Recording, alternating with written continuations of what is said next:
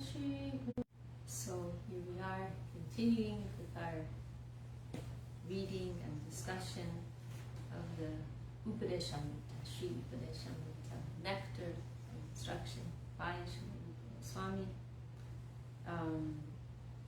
And yesterday we discussed the 6 loving exchanges. Anyone remember what they all are? Giving and receiving gifts. Giving and receiving gifts. Speaking and hearing confidentially. Speaking and hearing confidentially. Yes. Offer and receive food. Yes, that's right. Sharing food, offering food, receiving food. And as we heard in Śrī Maharaj's commentary, if we these are all intimate ways to associate with someone. So if we associate in these ways with a bad person, we'll become bad. We associate in these ways with a good person, we'll become good. In a very simple sense. So now we've come to verse 5. And this Upadeśāmṛta, it's so helpful for us. It's so short. Of course, this is a very expanded version with many commentaries. But it's really just 11 verses, but so much is in those verses. And I see it as it's both a practical handbook for practicing Krishna consciousness, as well as it also serves to establish what our conception and our ideal is, right? So both you could say, the theory as well as the practice, they're all described in a concise way. Upadeśāmṛta, which is quite extraordinary, just 11 verses. So this verse 5 is also a very practical verse, and it's discussing the concept of gradation, within levels of practitioners. Right? This is something that you find discussed in a few different places in the scriptures. In Śrīmad Bhagavatam, there are some verses which discuss, which give descriptions of different levels of Vaishnavas. Also in Chaitanya Charitamrita, there are a few places where Mahaprabhu discusses this point. And the idea is that, it's helpful for us to have some capacity to recognize who is practicing at a more advanced level, and to associate with devotees of different levels of realization in the appropriate way, right?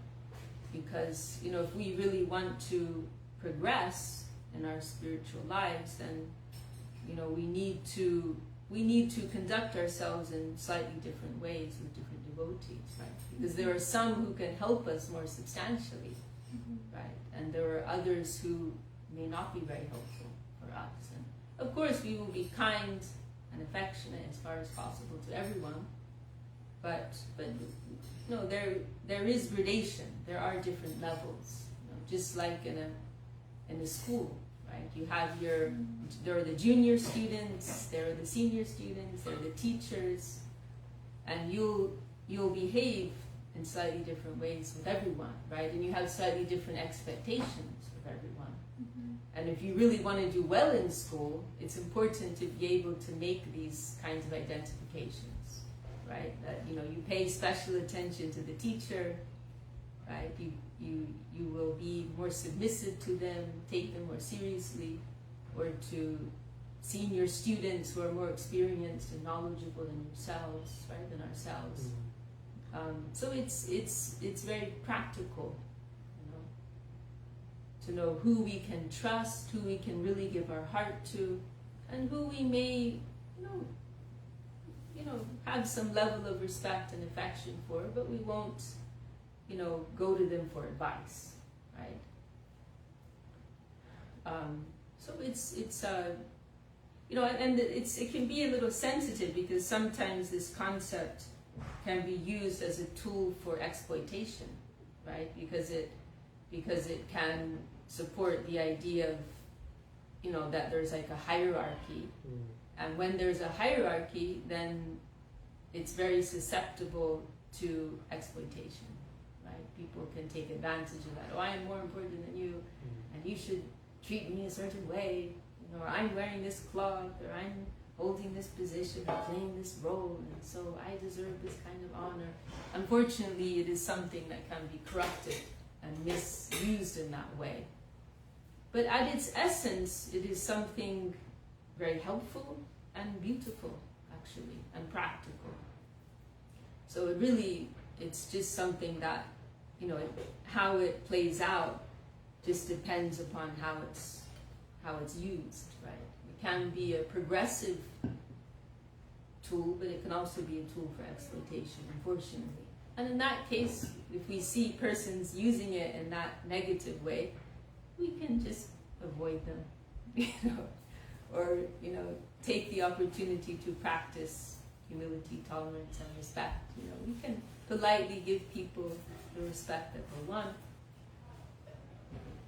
but we don't have to invest our faith in them, or give them respect from a distance. All these things,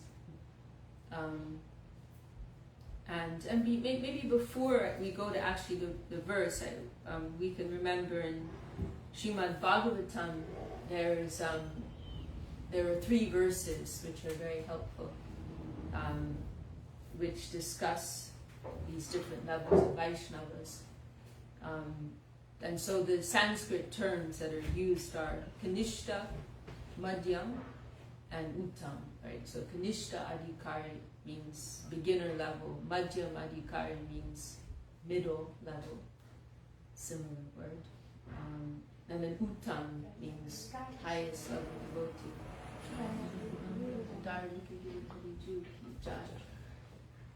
And so it describes the Kanishta Adhikari as someone who has full faith in the deity, lordships, or our lordship. But they may not appreciate the Vaishnava so much, because that's an advanced level of Vaishnavism, actually. To be able to see that the Vaishnava is more precious to us than even the deity. Because the Lord is more present in the heart of the Vaishnava, actually. And because the Lord is attracted to the mood of devotion in the heart of the devotee. And so they are more present there, actually. And then also in the Vaishnava, we can have a living, dynamic interaction. We can ask advice, they can give us advice. But in the form of the deity, it is passive. We, in our current state, are not able to directly interact with them, right, and take their advice and so on. So it is a more mature devotee who honors, who has this type of appreciation for the Vaishnava. One of Gurudev's disciples, it was Sundari, who I was mentioning to you the other day. She told me this, that she used to sew outfits for the deities. For so many years she did this service so wonderfully. And then she said one day she was in Calcutta and she walked into Gurudev's veranda, and Gurudev said, "Today you're getting a promotion. You've been doing deity seva for so long, and now you're going to do Vaishnava seva." And she was not so happy about that. And she thought, "Oh, this is much more difficult." Because he wanted her to help with the office seva and receiving the Western pilgrims and so on. Like that, She said, "Oh no, Gurudev, this is much more difficult, I need to deal with the devotees." But yeah, I thought that was very charming the way Gurudev said it. Like, you're getting a promotion from deity seva to Vaishnava seva. So that is a mature realization, to see that service to the Vaishnava is actually more substantial. And one thing I appreciate so much about Ramai Prabhu, who was and is and always will be the head pujari here, if not in person, in spirit, he expressed once that he always felt that he was doing Vaishnava seva. Even though his whole life revolved around serving the deities, he said, actually, I'm not qualified to serve the deities. He said, but Srila Govinda Maharaj asked me to take care of the deities, and so to serve him, to please him, I am doing this service. I was so deeply impressed by that. Oh, wow. What a deep realization, revelation came into his heart. What deep feeling that I'm actually doing Vaishnava seva. But the lower level Vaishnava, or let's say beginner level Vaishnava, it will be more difficult to have that type of view. And they may be a little rude even to other devotees, but they will do their deity seva very well. And that's okay, that will help them to progress. It's also mentioned about the Kanishta Adhikar, beginner level Vaishnava, that they may, in the temple, do everything very perfectly, but then outside of the temple, they may do anything and everything, right? Because the teachings have not penetrated their heart so much, right? So deeply. So you can say like their personal lives, right? They're not so influenced. They're kind of like a split self, like they have their temple aspect, but then they have their own life where they may do something completely different, right? Whereas as you mature in your mood of devotion and service, you will find that every aspect of your life is being informed by devotional principles, right? That everything, what you eat, who you meet with, what kind of job you have, how you dress, how you talk, where you go, all of these things you always have in the center your devotional principles. They are informing every aspect of your life. Right? That's another point that's made about the Kanishta Adhikar, that they're still they have like this divided self type thing. And then the Madhyam Adhikar Vaishnava, middle class Vaishnava, the description about them is very helpful for us, because we may not think of ourselves as being at the level of a Madhyam Adhikar, because that's also very high to be at the stage of a middle class Vaishnava. We may not think we are there, but still the way that they behave is a helpful model for us to follow. So it mentions about the behavior of the middle class Vaishnava, that there's this one of the lines in that verse describing them, prema, maitri, kripa, upekka, that they will have prema, they will have love for the Lord. Maitri means they will have friendship with the devotees. Kripa, they will have mercy upon those who are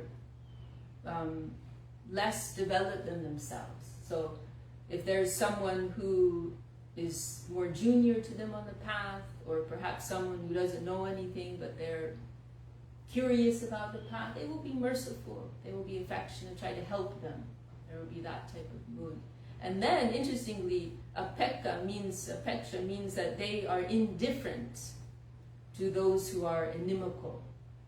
Means that those who are against this practice or have no interest, they will just avoid them.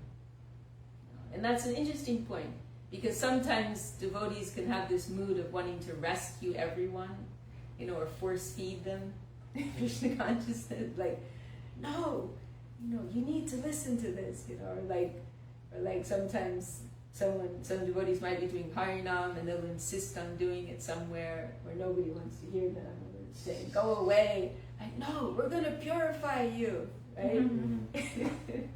Or you try and preach to a family member or friend who really is not interested, right? Because the thing is that first of all, you're inviting them to make an offense, right? If you're telling them how beautiful this is and they're insulting that, then you're actually causing them to make an offense. That's not good for them. And the other danger is that what can happen is that we ourselves can be influenced by those persons. And I've seen practical cases of this, that a devotee thinks they're going to go and rescue someone, but they end up going to the other side. You know, they end up getting converted by them. You know, so this is the way that the middle class Vaishnava behaves, which is helpful advice for us. That if someone is against or not interested, just avoid them, leave them in peace. Whereas, by contrast, the Uttam Adhikar, high level Vaishnava, they can go in anywhere and convince anybody because they have so much potency. So like in the case of Nityananda Prabhu, he's chasing after drunkards on the street who injure him, telling him to get lost, because Nityananda has that type of power. He can go anywhere and everywhere, and he can convince anyone because of his personal potency, right? So, that's for higher level Vaishnava. Like we saw with our Gurudev, he attracted such a diverse group to him. We're talking gangsters here, like some rough, scary people, tough people. I was telling Anand the other day, Tribhuvan Maharaj, he told me that his father, he's from Brazil, he was telling me that his father is like this really tough guy. He would have dental work done without anesthesia, like that level of toughness. What happened when he met Srila Govinda Maharaj for the first time? He was crying like a baby. Tribhuvan Maharaj couldn't believe it. It was like, he never, even, and then when he had that dental work done with no anesthesia, he didn't shed a tear either. Like, tough man, But when he met Srila Govinda Maharaj, he cried. Because that was what type of potency Srila Govinda Maharaj had. So that is the nature of the higher level Vaishnavas. They can move anyone, they can inspire anyone, because their own Krishna consciousness is so great, they can give it to others. Even those who are not receptive to it, they can give it to them because they have that type of power. So, but what is recommended for us is, we act according to our level, right? So then going on to the third level, high level Uttam Vaishnava, the main characteristic mentioned about them is that they only see goodness everywhere. They don't see anything bad. They see Krishna everywhere. They see Krishna's heart, Krishna in everyone's heart. Sometimes it's said they're seeing Vrindavan everywhere, to the point where it can be a little problematic because they're not able to give instruction because they don't see anything wrong with them. So sometimes it's said that if a high level Vaishnava, Uttam level Vaishnava comes to this world to preach, they have to descend to a lower level in order to give instruction. Because, we can't grow unless someone tells us what we're doing right and what we're doing wrong, right? And so it's said that the Uttam Adhikar Vaishnava will come down to the level of a Madhyam Adhikar Vaishnava, middle class Vaishnava, in order to give instruction. So anyhow, just wanted to mention that as like background before we come to the actual verse here in Upadeśāmṛta. And I also have Prapana Jivanamrita because Srila Śrī Maharaj has included this verse in this section of acceptance of the favorable. And maybe we can just also look, I lost my place here. We can look at Srila Śrī Maharaj for some illumination of this verse. I should have saved it.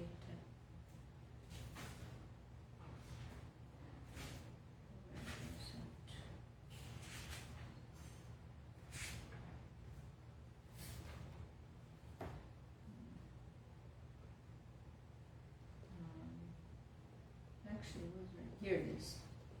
Here it is. To render service to the devotees according to their respective qualifications is conducive to pure devotion.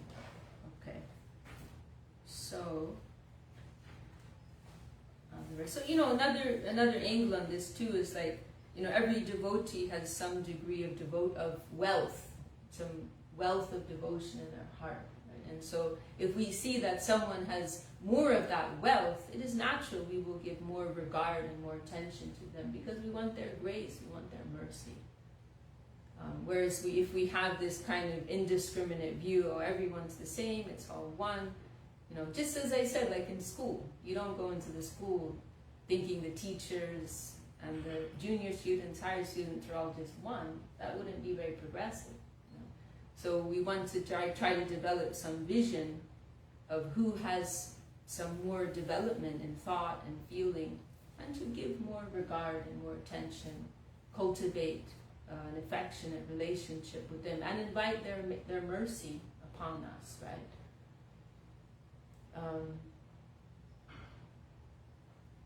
Okay, we'll go through the verse here. Krishneti yasya, this is verse 5. That was a drum roll, by the way. Coming to the verse. Krishneti yasya girita manasa jyeta dikshashti chet pranati bishtra bhajantam isham shushushaya bhajana vigyam ananyam anya nindadi shanya vidam ipsita sangalabhya. So this verse is giving instructions about how to approach these different levels of Vaishnavas. Honor within the mind those who chant Krishna's name. Honor with obeisance those who are initiated and serve the Lord. And honor with service those who are expert in bhajan, in their mood and practice of devotion. Who are exclusive and at heart free from criticizing others, knowing them to be the most desirable association. So it's saying here to mentally honor those who have chanted Krishna's name. So that means someone who, they have some level of faith in Krishna consciousness, but it may not be so developed. Right? Their understanding and their practice may not be so developed. So saying mentally honor them, means, we will be friendly, we will be respectful, but we won't be excessively regardful of them. We're not going to go to them for advice, or if they start ordering us around, we don't follow that, but we have some level of respect for them, but it doesn't need to be so active, right? And that won't be helpful for us, and also won't be helpful for them, because they may develop an inflated sense of their own place, and then they won't be able to learn as they need to learn. Right? And then it says to give more formal respect, dikshashti chet pranati vishta bhajantam isham, those who are more seriously practicing, who have dedicated their lives to this in a more serious way. They have more experience on the path. They have more knowledge and feeling and experience to share. We will give them more attention, more respect. Listen more to them. And then those who are on the highest level, who are, and it's interesting. The key characteristic it mentions about the nature of the highest level of Vaishnava is that they nindadi shunya hridam ipsita sangha labhya. They have no tendency, their heart is free from any tendency to criticize others. And we can also say it means they have no envy. They are not envious persons. That is one of the key characteristics of the higher class Vaishnava, that they don't have any envy. They want to help everyone. They care about everyone. They're not always trying to cut people down, or but they want to give love. They want to give honor to everyone. This is a key characteristic of the Vaishnava. And this word here is very interesting. This is the word I was looking up when I was on the way. This shushushaya, which is quite difficult to pronounce actually, because this is the word that's used to describe how we should approach this higher level Vaishnava. We should approach them with shushushaya. This is an absolutely fascinating word. It's just fascinating. We could talk about this for a long time, but I know some of you are quite tired, so I'll keep it short. So this word, originally this word, it went through different phases of meaning, the etymology of this word. Originally it referred to hearing, right? Like desire to hear. But later, over time, it acquired this secondary connotation of a service mood, right? And even today in India, this word is used, I read in my research, to refer to, especially to like medical workers, nurses, caretakers, people who care for others. But the root of the word is hearing. So it's an absolutely fascinating word. What you can sum it up in a nutshell to be is one who's listening with a desire to serve, like an active listening. Wow. Like it's not just an intellectual or passive type of listening, but listening in like a dynamic type of listening. And I was like looking into like how that developed, and it was explained that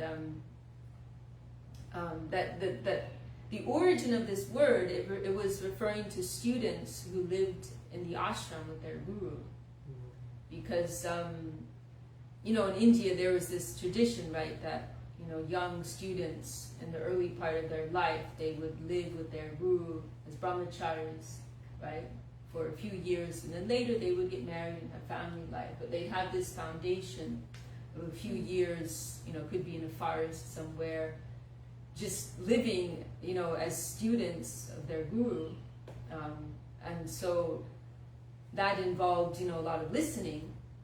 But in order to really like invite the attention and mercy of your guru, your teacher, you're also like trying to serve them, right? You're paying attention to their needs, and the guru may share knowledge in a spontaneous way, like you're offering food, or you're helping your guru dress or whatever it is, or cleaning, and then that is also melting the heart of the guru, and the guru naturally wants to share more, right?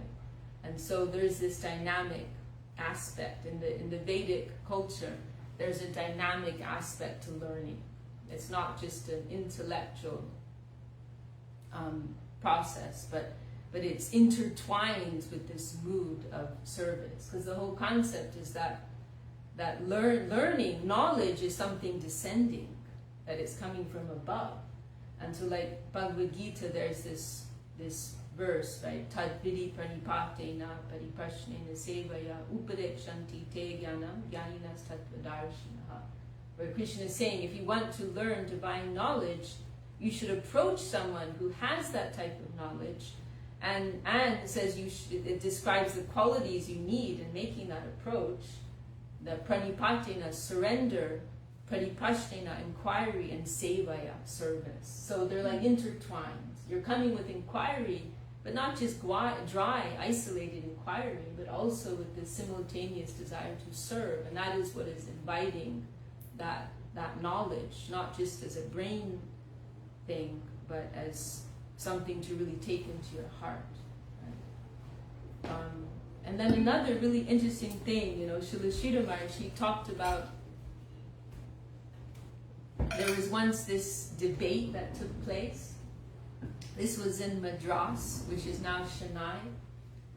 There was this, it turned into this famous debate in the city between these different intellectuals, because there was one famous scholar, his name was Dr. Radhakrishnan, who he was very prominent. I think he was involved with the government, and he wrote books on Vedic philosophy. But the thing about him was that he actually went to school in England. I think it was Oxford University. And so there was this other scholar, his name was Nagaraj Sharma. And juicy now. Very excited. Excited.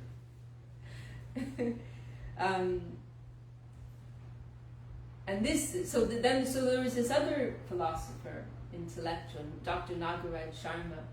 He was like trained in India and studied in India, and he started publicly critiquing this Dr. Radhakrishna, saying that, you say that you're presenting Indian philosophy, but you don't think like an Indian and you don't act like an Indian. And he says, because Vedic knowledge has never been about just intellectual study. That in the Vedic tradition, Vedic knowledge was always transmitted in this type of setting of the student serving their guru, serving the teacher, and it's about like descending revelation. This is like a core part of the whole process of learning. That it's not just about understanding on a theoretical level. And so this Nagaraj Sharma, he started critiquing this stuff, like publicly in the newspaper, like saying, you're not really an Indian philosopher, how can you say that? And so there was this whole debate that started going on, and the newspaper was printing. I guess it went on for like a few months or something. It's funny because nowadays that would be like a Twitter like comment. Right, section. there you go, yeah, exactly, yeah. No, it's all Yeah. digital. And then other people started getting excited too, and they started like sending in their own opinions on the debate, and so this whole thing was going on for some time, and it got to such a point that they decided we need to have like a meeting, like a physical meeting, and like come to a conclusion on this. And guess who was invited to be the president of that meeting? Sorry, sir. Srila Bhakti Rakshak Sridhar Dev Goswami. Isn't that amazing? That shows you like what type of regard Srila Sridhar Maharaj had in society. He was so highly respected. Like these were like highly distinguished, famous, intellectuals, and they invited Srila Sridhar Maharaj to preside over the meeting as the president. And so Srila Sridhar Maharaj gave an introductory speech, and then at the end he gave a concluding speech as well. He's like, well, actually, since we're all here, I'll tell you what it's really about. Yeah, it's pretty amazing, isn't it? There's a talk where Srila Sridhar Maharaj tells something about this whole thing. Yeah. So yeah, it's a really interesting word, this Sanskrit word, Shushushrayan. It's also mentioned at the beginning of Srimad Bhagavatam, in the second verse of Srimad Bhagavatam. Very, very beginning, just the second verse. Vedavyasa is saying, one who Shushushubish, that word's even harder than this one. One who approaches Bhagavatam with this mood, they can capture Krishna. And so what he's saying in that word is hearing, because he's presenting a text, which is to be heard in a sense. One who hears this with the mood of service, that's what he's saying, right? They will achieve perfection, right? They will achieve Krishna. That's what he's saying. So it's such a fascinating word. And Gurudev, I remember once Gurudev, he was talking about this word in connection with the second verse of Bhagavatam, and he gave this simple example how he was talking about how Jiva Goswami, he was the instructor of, we were talking about the other day, right? Narottam, Shamananda, and Srinivas, these three young men. They were all his students in Vrindavan for some time, and Gurudev was saying, but they were not just like passively hearing, but they were also doing service, And so he mentioned like Shamananda Prabhu had some service of sweeping some holy place somewhere, and he was also engaging in an active service. So they're hearing, they're having classes, but they're also doing they have some dynamic service activity at the same time. And that is what is inviting grace, and that is what allows this message to penetrate our hearts in a more striking way.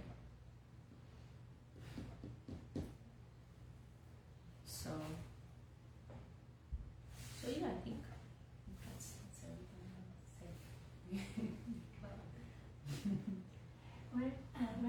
in India, Gurudeva did say that to us, because we would sit with Gurudeva early morning, and everybody sitting there, and Gurudeva said, well, one time he did say, yes, you're all here sitting with me by my feet, but there is so much service outside to be done. And I quickly left with my hand like, Gurudeva, can I go? And then I went because, I was doing the mandir, I was washing, and mandir there, and then helping cutting the vegetables. And then when also another time Gurudeva say what you are saying here, reading that also, mentioning that he said, through the service, everything will reveal in your heart. Through your service, everything will be revealed in your heart. And I always carry that with me because I wanted to be active always. And probably I wouldn't be in the class, and probably I wouldn't be reading, but Gurudeva say, not necessary to read River Ganges full of books, but as a service, your Gurudeva will tell you to read something, you will read it, or if you are going to preach, then you read because people want to know, and you have something to say. But the basis, the root is like the mood in your heart of service, and through that service, everything will be revealed to your heart. So yeah, that's what that's something Gurudev used to say was a lot. telling to Yeah. us. Yes, so, Yeah. Beautiful. yeah. Jai Gurudev.